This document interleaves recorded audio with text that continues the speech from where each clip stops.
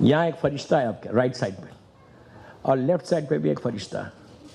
بچہ پیدا ہوتا جیسی بالغ ہوگا 2 فرشتے آ گئے. کیوں آتے ہیں؟ ان کی ڈیوٹی کیا ہے؟ ان کی ڈیوٹی یہ ہے کہ جتنے آپ جب بھی آپ کوئی نیکی کرتے یہ رائٹ والا لکھتا ہے اور جب بھی کوئی ہم سے خدا نہ خواستہ گناہ ہوتا ہے وہ لیفٹ والا لکھتا ہے. کیا ایک ہی وقت دونوں ساتھ رہتے ہیں؟ رائٹ والا جو فرشتہ جو نیکی والا وہ اس کی ڈیوٹی مثال کے طور پر صبح فجر سے شروع ہوئی شام میں عشاء پہ آ کے ختم ہو رہی. مثال دے رہا ہوں. اس کے بعد عشاء سے صبح تک ایک دوسرا فرشتہ. ایک ہی فرشتہ یہاں پہ نہیں ہوتا ہر روز. پھر وہ ریپیٹ بھی نہیں ہوتا. ہر روز 2 فرشتے تمہارے پاس آ رہے رائٹ سائڈ کے اوپر. تمہارے سارے گڈ ڈیڈز کو لکھ رہے کہ تم نے جو نیکی کی اس نے ریکارڈ کر لیا. لیفٹ سائڈ پہ جو ہے وہ صرف گناہوں کو لکھتا ہے لیکن اس کی ڈیوٹی چینج نہیں ہوتی. یہ کب تک رہے گا آپ کے ساتھ؟ جب تک آپ کو موت نہ آ جائے. موت کے ساتھ یہ اپنے فائل کو اپنے کمپیوٹر کو بند کرے گا. پوری زندگی کے اعمال اس کے ہاتھ میں جو گناہ کیے اور یہ فرشتے روز 12 گھنٹے میں اپنی فائل کو بند کرتے ہیں. جب اللہ کی بارگاہ میں پیش ہوتا مثال کے طور پہ میری پوری زندگی میں یہاں پہ 5000 فرشتے ہیں. مثال دے رہا میں جو روز آ رہے ہیں. غور سے سنو. کرم ہے پروردگار. دیکھو 5000 فرشتے مثال دے رہا. یہ لوگ میرا اعمال نامہ کھول کے اللہ کی بارگاہ میں کیا پروردگار 5000 نے گواہی دی. پھر بول رہا 5000 نے گواہی دی. سوچو یار میں کیا بتا. سمجھو منہ کھول کے. 5000 نے گواہی دی کہ پروردگار اس بندے نے اتنی نیکیاں کی. 5000 فرشتوں معصوم مخلوق نے. اور گناہوں کی گواہی کتنے دی؟ کیا سن رہے؟ گناہ کی ہے. اور جیسی یہ نیکیوں کی فرشتے گواہی دیتے کہ اللہ اس نے یہ نیکی کی. یہ ساری گڈ ڈیڈز ان کے پاس. یہ فرشتہ بولتا پروردگار یہ تو کچھ نہیں ہے میرے پاس دیکھ جو اس کا ریکارڈ ہے. روز داڑھی مونڈتا تھا, گانے سنتا تھا, غیبتیں کرتا تھا, مال کھاتا تھا, حرام کرتا تھا. اس کے بعد میرے پاس جو ریکارڈ ہے وہ کئی ہزار کا ہے. اس کے پاس نیکیاں کم ہیں, عذاب کے گناہ کے زیادہ ہے. اس کا کرم اتنا وہ پلٹ کے بولتا تو ایک ہے نہ گواہی دے رہا یا 5000 اس کی نیکی کی گواہی دے رہے. نہیں سمجھا. اللہم صلی اللہ. اس کو ڈے ٹو ڈے لائف میں سمجھاؤ. اللہ مومنین کو سمجھے کہ پوری دنیا کے سلامت رکھے. جب انسان مرتا ہے غسل ایک سائڈ پہ ہوتا رہتا. رشتہ دار یا کوئی بھی ایک کپڑا لے کے آتے اور آ کے بولتے ذرا اس پہ سائن کر دو. کرتے ہو؟ کیا کپڑا رہتا وہ جس کو شہادت نامہ بولتے ہیں. لکھا ہوا ہے کہ اگر 40 آدمی اتنی موت سے ڈرے ہوئے کہ ایک آدمی نے ہاں نہیں کیا ہوگا نا زندگی میں سائن. بولو نا بھائی سائن تو کیا ہوگا نا. سائن کیا کرتے آپ سائن پہ؟ صرف اپنی سائن کر رہے اپنا نام لکھ رہے. وہ شہادت نامہ ہے. کیا لکھ رہے آپ اس میں؟ کیا لکھا ہوا ہے وہاں پہ؟ وہاں لکھا ہے کہ پلیز پروردگار اس بندے کو جس کے کفن پہ آپ رکھ رہے ہو کفن اس بندے کی سوائے نیکی کے ہم کچھ نہیں جانتے. اللہ مرنے کے بعد بھی اللہ یہ میسج دے رہا کہ ہمیشہ لوگوں کی نیکیوں کو دیکھو, گناہوں کو مت دیکھو, برائیوں کو مت دیکھو. آپ 40 آدمی اگر کسی کی میت پہ کفن پہ سائن کر دیں کہ اللہ سوائے نیکی کے میں کچھ نہیں جانتا, وہ اتنا کریم ہے کہ تمہارے 40 کی گواہی لے کے وہ اس کے گناہ معاف کر دیتا.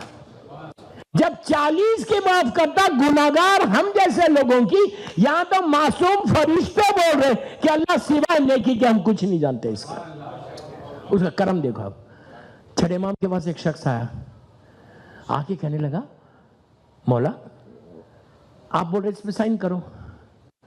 ہم تو جانتے ہیں کہ یہ بندہ سینوزے کا کیسا تھا. نہ امام بارگاہ آتا تھا, نہ نماز پڑھتا تھا. ہم گواہی دیتے کہ اتنا حرام کرتا تھا. پھر ہم کیسے سائن کریں؟ جانتے ہیں کہ شیعہ ہے لیکن ہم سائن کیسے کریں؟ غلط نہیں کر رہے سائن. دیکھو کتنے اس کا صحیح سوال تھا کہ اس کے گناہ ہم جانتے ہیں مولا، اور ہم کیسے سہن کریں گے، اتنا نیک تھا۔ امام پلٹ کے کہا یہ بتا تو کس چیز کی تو گواہی دے رہا؟ نماز کی؟ اس نے کہا مولا ہم جانتے ہیں پڑھتا ہی نہیں تھا۔ روزے کی گواہی دے رہا، حج کی گواہی دے رہا، کس چیز کی گواہی دے رہا؟ اس نے کہا یہی واجبات کی گواہی دے رہا۔ امام نے کہا نہیں اس کی نہیں دے رہا، تو ولایت علی کی گواہی دے رہا۔ جو تم گواہی دے رہے وہ امام علی کی محبت کی گواہی دے رہے۔ ٹھیک ہے گناہگار تھا لیکن دل میں ولایت علی تھی۔ آپ نے غور کیا کہ صرف میں کرم ہی بتا رہا ہوں، اس کا کرم دیکھتے جاؤ کہ کتنا مرسیفل۔ وہ میں نے شاید پہلی بار جملہ پڑھا اور ریپیٹ کر کہ اللہ نے اپنی ذات پہ رحم کو واجب کر لیا، اور وہ عذاب نازل کرتے ہوئے خوش نہیں ہوتا، رحمت کا نازل کرتے ہوئے خوش ہوتا۔ اتنی رحمت کہ اگر آپ دیکھیں کہ صبح شام ہر نافرمانی کے بعد، ہر گناہ کے بعد سزا نہیں ہے، اس کی رحمت ہے۔ کبھی وہ عذاب نازل کرتے ہوئے خوشی نہیں ہوتا، نہ عذاب نازل کرتا ہے، بہانے ڈھونڈتا۔ اب میں آپ کو بتاتا ہوں، ایک اللہ کا رسول مدینہ منورہ ہے، اللہ ہم کو ذات نصیب کرے، غور سے سننا کہ کرم کیا ہے اس کا۔ اللہ کا رسول اپنے اصحاب کے ساتھ شہر سے باہر جا رہے ہیں، کئی لوگ ساتھ ہیں۔ راستے میں ایک سیمیٹری ملی، قبرستان ملا۔ سرکار نے کہا کہ دیکھو وہ جو سامنے گریو آ رہی نا، لحد، اس کے پاس سے تیز چلے جانا، رکنا نہیں۔ میں بھی تیز نکل جاؤں گا، تم لوگ بھی تیز نکلنا۔ آج کا مسلمان ہوتا پوچھتا، اس زمانے کے اس نے پوچھا نہیں، آگے بڑھے۔ آگے بڑھنے کے بعد پوچھا یا رسول اللہ آپ نے کیوں دیا یہ حکم اس لحد میں؟ تو کہا اس پہ عذاب ہو رہا۔ تو کہا عذاب ہو رہا تو پھر آپ تیز کیوں گئے؟ تو کہا حکم الہی یہ تھا کہ میں وہاں جا کے ٹھہروں نہیں۔ کیوں؟ میں وما ارسلناک الا رحمۃ للعالمین، میں ٹھہرتا اس پہ عذاب بند ہو جاتا، رحمت آتی۔ تو انہوں نے کہا یہ تو اچھی بات تھی۔ کہا نہیں، اللہ ایک دوسرا پیغام دینا چاہ رہا، اس لیے اس وقت مجھے حکم دے دیا کہ تیز نکل جاؤ۔ خاموش پڑ گئے لوگ، چلے گئے۔ آدھا ایک گھنٹہ جو بھی کام، پلیز غور سے سنو، آدھا ایک گھنٹہ جو بھی کام تھا کام کر کے واپس آ رہے تھے، اسی راستے سے آ رہے تھے۔ تو مسلمانوں نے کہا کہ یا رسول اللہ وہ لہد آ رہی، ہم کو تیز چلنا ہے۔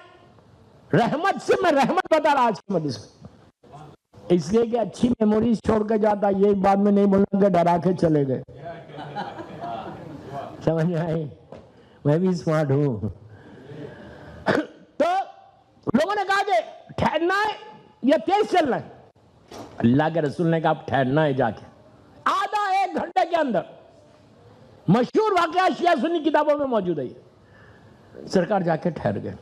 بہترین گریو بنی ہوئی، نہیں، سال دو سال پہلے یہ مرا تھا، مسلمان جانتے۔ پوچھا یا رسول اللہ ہوا کیا تھا؟ کہا اس پہ عذاب آ رہا تھا، سخت ترین عذاب تھا۔ ہم جاننا بھی نہیں چاہتے عذاب کو، نہیں کہ کس کس چیز کی تکلیف ہے نیچے۔ آگے رک گئے، اللہ کا رسول پورے اصحاب کھڑے ہوئے، لحد بند ہے اوپر سے۔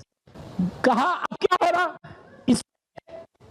تو کہا اس پہ 2 سال سے عذاب ہو رہا تھا، 2 ایئرس، جب سے مرا اس کی لحد میں عذاب تھا۔ اللہ نے مجھے اس لیے تیز بھیج دیا، اور اب اس کا عذاب رک گیا، اب اس پہ رحمت آ رہی۔ کیا بات ہے نہیں؟ تو اب مسلمانوں نے کہا یا رسول اللہ اتنی جلدی عذاب چلا بھی گیا، رحمت بھی آ گئی، اتنی جلدی؟ تھا کیا پرابلم؟ آئی کیسے رحمت؟ غور سے سنو، آئی کیسے رحمت؟ تو اللہ کے رسول نے کہا کہ جب یہ مرا اس وقت اس کا ایک بیٹا تھا 2 سال کا انفنٹ، اور اس کی بیوہ نے، اس کی ویڈو نے دوسرا نکاح نہیں کیا۔ اسے کہا نہیں میں اس بچے کو ریس کروں گی، دین کے ساتھ ریس کروں گی۔ آج اس کا بچہ 4 سال کا ہوا، 4 ایئرس کا، اور اسلام یہ بولتا ہے کہ 4 سال 4 مہینے کی اگر تمہاری اولاد ہو جائے تو پہلی مرتبہ بسم اللہ الرحمن الرحیم سکھاؤ۔ اگر آپ 1 سال میں سکھا رہے تو بہت اچھی بات ہے۔ آج کے بچے تو پیدا بولتے ہوئے ہوتے نہیں، اس زمانے میں نہیں تھا۔ اسلام آپ کو بتا رہا ہے کہ 4 ایئرس کا جب تمہاری بیٹی ہو جائے تو پہلی مرتبہ سکھانا۔ بسم اللہ. تو کہا آج اس کی بیوہ نے اپنے بیٹے کو اپنے زانو پہ اپنے لیپ پہ بٹھا کے کہا کہ بیٹا بولا بسم اللہ الرحمن الرحیم پہلی مرتبہ. کرم پروردگار دیکھو اس معصوم بچے نے آسمان کی طرف دیکھ کر کہا بسم اللہ الرحمن الرحیم. بس یہ کہنا تھا. رحمت خدا جو آئی عذاب کے فرشتوں کو بلایا اور کہا رحمت کے فرشتوں سے کہا کہ تم نیچے جاؤ. عذاب کے فرشتوں نے کہا کہ پروردگار اس کے اعمال تو ایسے نہیں ہیں کہ تو ہم کو بلا کے رحمت کو بھیج رہا. اب اس کا کرم دیکھو. اس نے کہا کہ میں اسی لیے بھیج رہا کہ اس کے بیٹے نے آج پہلی مرتبہ مجھے رحمان و رحیم کہا ہے. ارے جس کا بیٹا مجھے رحمان و رحیم کہے اس کے باپ پہ عذاب کیسے نازل کروں؟ ایک لمحے میں سارے گناہوں کو معاف کر دیا. میں نے کہا نہیں کہ وہ بہانے ڈھونڈتا اپنی رحمت کو نازل کرنے کے لیے. آپ نے غور کیا؟ ایک بیٹا, اچھا بیوہ جو تھی اس کی ویڈو, یہ سوچ کے بسم اللہ نہیں سکھائی کہ میں بچہ بسم اللہ بولے گا تو میرے شوہر کو فائدہ ہوگا. یہ سوچ کے نہیں کری. نہ بچے کی یہ نیت تھی کہ میں پڑھوں گا تو میرے باپ کو فائدہ ہوگا. دونوں کی نیت نہیں تھی. ان کو پتہ ہی نہیں کیا ہو رہا تھا اور اب کیا ہو رہا. آپ سوچو, نیت نہیں تھی, صرف اس لیے کیا کہ رسول کا حکم ہے, شریعت کا حکم ہے. تو اگر تم شریعت کو فالو کرو گے, بچے تمہارے فالو کریں گے تو فائدہ تمہارے ماں باپ کا ہوگا. آپ صرف بسم اللہ پہ عذاب ختم ہو گیا. آپ سوچیں یہ بہترین عمل ہے, اس کے ساتھ یہی دیتا کہ بسم اللہ کا فائدہ کیا ہے. امام علی کا بتایا ہوا عمل 110 مرتبہ بولو یا رحمانو یا رحیمو بے حق بسم اللہ الرحمن الرحیم. بہت ہی سمپل کر کے دیکھنا. یا رحمانو یا رحیمو بے حق بسم اللہ الرحمن الرحیم. امام علی کا بتایا ہوا عمل. اس میں کیا ہو رہا, 110 مرتبہ تو بسم اللہ الرحمن الرحیم بول رہے ہیں اور 110 مرتبہ تم اللہ کے اس صفات, ان ناموں کا واسطہ دے رہے کہ جو رحمان بھی ہے رحیم بھی, کہ جس سے تمہارے اوپر رحمت آئی. آپ کسی کو اگر بار بار ایک ہی نام سے پکارو, پلٹ کے تو دیکھے گا نا میں کیا بول رہا یہاں, کیا بول رہا. تم اللہ کے اس نام سے اللہ کو پکارو جو سب سے زیادہ اس کو پسند ہے کہ میں رحمان ہوں, میں رحیم ہوں. اس لیے قرآن میں 1000 مطلب بار بولتا ہے کہ میں تم یا رحم راحمین ہوں. اور تم اس کو اس انداز سے پکارو یا بے حق یا رحمانو یا رحیمو بے حق بسم اللہ الرحمن الرحیم.